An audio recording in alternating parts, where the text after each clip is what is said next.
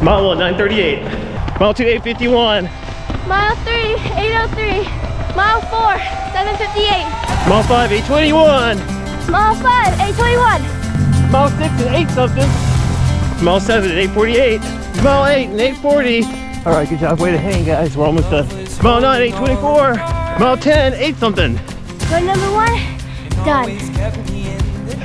Perfecto. Welcome to another episode of the HRC Marathon Training Vlog. MK here, and I'm on run number 2. And we made it to Wednesday. Hump day, let's get over it. Come on, let's go. Oh man, I missed uploading another vlog yesterday. I'm really sorry, everybody. Yesterday was just so wild. Oh my gosh. Our friend Noah, a reporter for the LA Times, published a story about Evan and her plans to break records and make it to the Olympic trials. I didn't even know about it because I did my morning workout and met up with the kids, and my good friend Orion had some aerobic miles and some VO2 max paced fartleks, which was a pretty good workout, by the way. I was pretty pooped by the end of it. After the run, my friend Orion and I went and got some breakfast and had a little talk, kind of kicking around an idea about a project that we're thinking about. We must have talked for a few hours. We were so engaged in conversation that Jen never looked at my phone. But when Orion went to the restroom for a second, I glanced down and it was just kept like just blinking at me, and all these notifications were popping up. I opened up the phone and realized that the article was published, and it was actually very widespread. I think the LA Times Instagram has 1 million followers, and it's been a day since it's been published, and the post about Evan's story is widely popular. It's actually very, very popular, and Noah was gracious enough to embed our race video into the article, and it doubled our views in one day. We have over 10,000 views already. It's just amazing. Thanks so much, everybody, for the love. If you are watching this video because you discovered All Heart through the LA Times, thank you so much for stopping by. Much love. Today I'm going to talk about how to maximize aerobic activity. All right, let's go. My good friend Lauren and I had a question about running more or more often. So just to give you a little background, Lorna is about to turn 65. She's just returning to running after a pretty serious injury. Lorna battled sciatica pain for 3 years.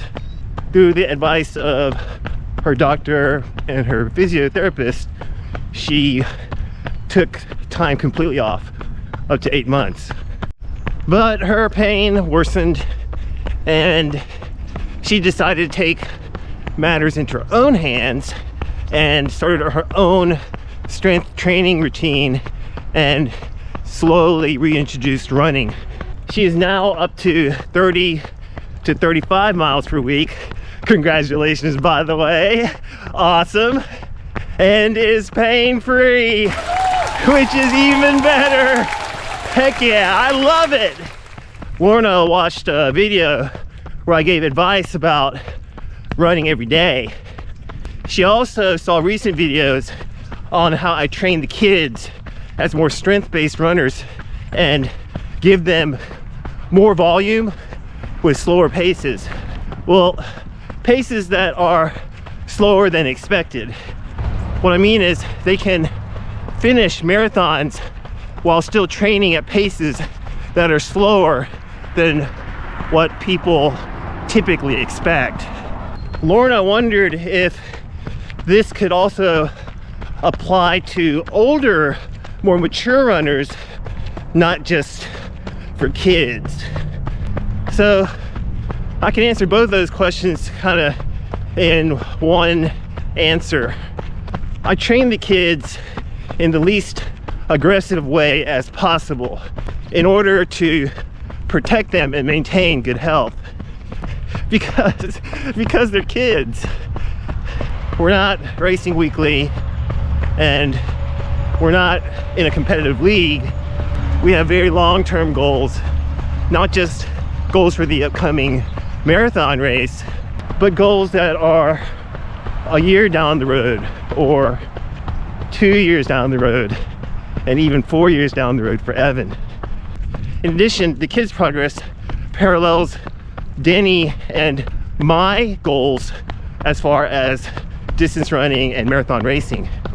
As Denny and I mature, we're taking a lot more patience in order to maintain good health so that we can continue running daily without being bogged down by injury. And although we're pretty competitive by nature, we are maintaining our patience and taking it a little slow. And so we share the same approach that we're taking for the kids. It's not because their young muscles can only run slow. They can run much faster. Lots of kids run fast. But we're all trying to maintain good health. So Lorna, I believe that my advice to you today is very applicable, and I'll make some comments that are a little bit more applicable to your personal situation. Lorna is in base building stage, and she's worked up to 30 to 35 miles per week, and she's doing those miles from England, and she's still calling them miles instead of kilometers. Lorna feels like she needs to take maybe a day, even 2 days off per week of running in order to finish out the week and hit her goal mileage. Lorna, just by taking average, looks like you're running anywhere between 6 and 7 miles per day. That means you're spending anywhere between an hour to an hour and a half in an outing. The purpose of the base build is to develop aerobic function, and in aerobic activity there is diminishing returns after 35 minutes. I feel like the sweet spot is around 40, because even though there are diminishing returns, we can still eke out just a little bit of aerobic endurance progress with the extra 5 minutes. Don't get me wrong though, all that extra time aerobically running is not all time wasted. You're still getting some progress in aerobic capability. However, the consequence is pretty high.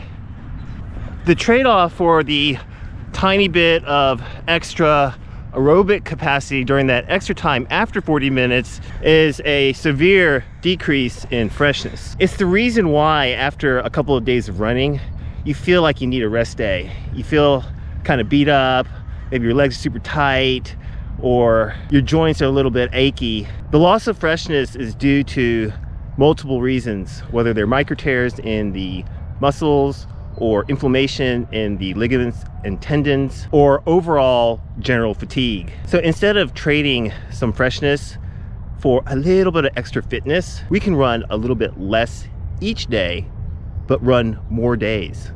I think that if you do this, you will find a big boost in your freshness, and you won't feel like you need that day or 2 days off anymore. If you can run pain-free for 30 to 35 miles within 5 to 6 days, you certainly can do it spread out over 7 days. And my feeling is you'll be able to do that. And whether you are 12 years old like Evan, or going on 65 beautiful years like Lorna, the same strategy applies. Don't sacrifice a ton of freshness for a little bit of fitness.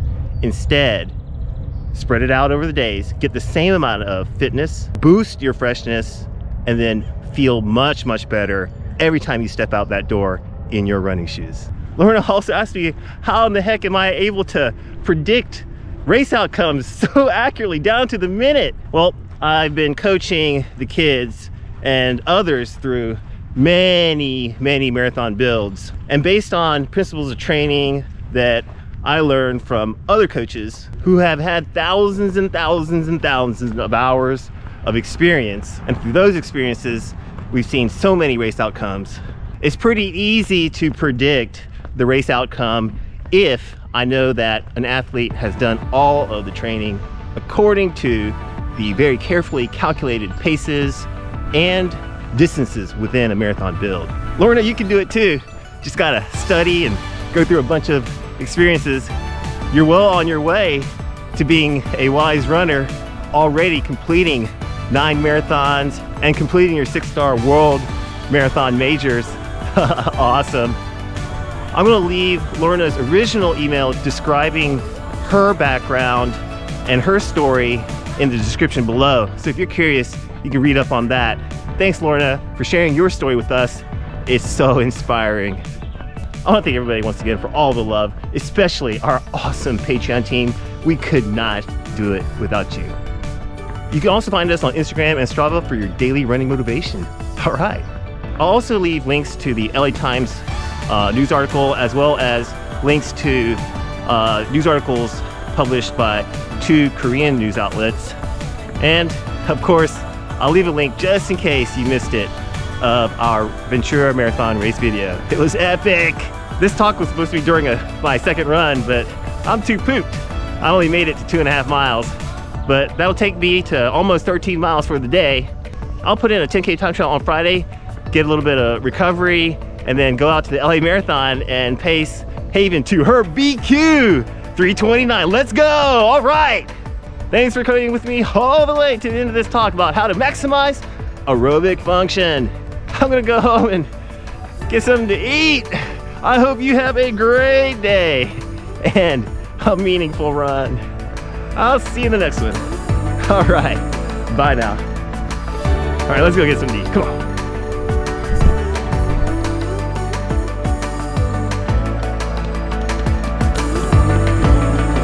80%.